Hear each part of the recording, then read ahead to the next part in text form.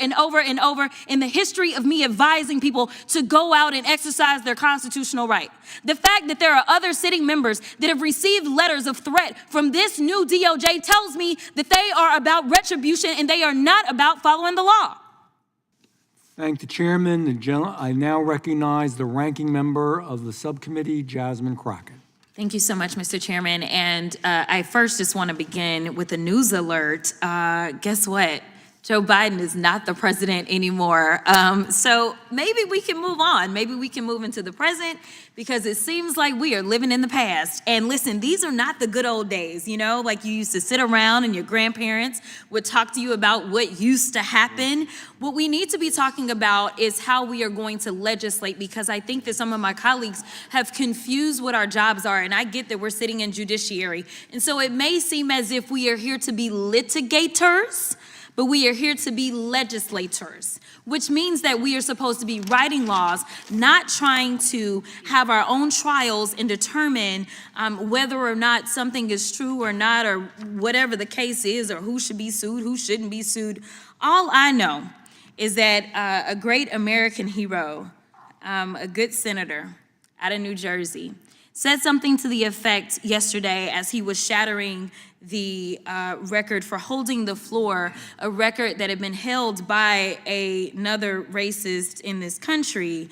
As he shattered that, he said something about the fact that this should not be about left versus right. It should be about right versus wrong. And I am going to tell you that I want us to focus on right versus wrong. The reason that we are struggling right now in this country as it relates to people not trusting agencies, honestly, a lot of it is because of elected leaders. Let me tell you, one of the things that the chairman and I actually agree upon, we don't agree on a lot, is that we both know that there has been a sharp incline as it relates to threats upon our lives. Regardless of what side of the aisle you sit on, we both know and agree that as sitting members of Congress, we both are enduring more death threats than anybody should in this country. And I believe that it is because of the divisive rhetoric, and it is because of the selective enforcement of things. And so when we have, and I'm gonna be clear, because I had remarks and I'm going a whole other way. To have the sitting attorney general go on, and I'm gonna call it faux news. I know some of y'all love it, but it's fake to me. To have her go on Fox News and to then decide that she wanted to send a threat to me, it was wrong. Because here it is, she is the highest law enforcement agent in this country, and people are watching and they are consuming this information, and they are believing that simply because I decided that I wanted to exercise my right to free speech, which I am not abridged from doing, that she then wanted to then politicize something that should not be politicized. I don't like Elon Musk. I'm gonna say it 50,000 times. I don't like him. I don't like that he going out there and he firing people. I think that he's a crook, because somehow the rest of us can't sit around and get whatever federal contracts we want. The rest of us can't sit around and get law enforcement and get them somehow ordained as federal law enforcement to protect him. The rest of us can't get our dealerships protected by the federal government. That is somebody that is operating above the law.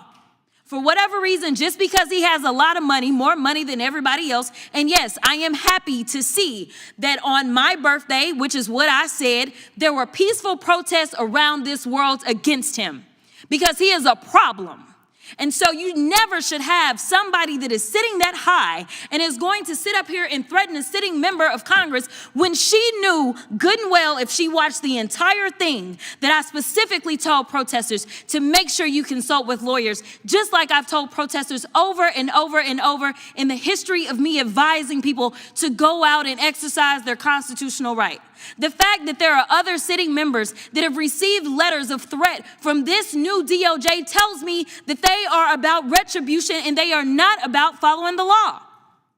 The reason that our party, or I won't even say our party, our country is torn apart is because we can't even agree on right versus wrong. This should not be left versus right. The only thing that we're asking is that we have law enforcement that will show up when there is an actual crime. If somebody calls and says, hey, I need you to investigate this cyber crime, or I need you to investigate this child pornography, or I need you to investigate this robbery, then we want somebody to show up, and we don't want them to look at us and act as if just because I'm black or because I'm woman, that I am not worthy of having that case investigated, because we have an administration that is continuously railing against diversity, equity, and inclusion, or we don't need people that show up that feel like diversity should not be valued. That is why we should have somebody that may show up and looks like me. The final thing that I'll say, because you've been gracious, is this.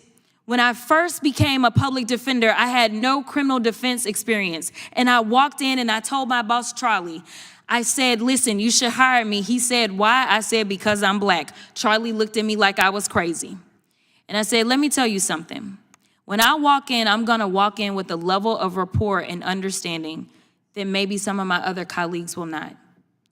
Charlie offered me my job, and I worked my butt off, and I worked really, really hard for all of my clients, not just those that look like me, and that is what it looks like to serve.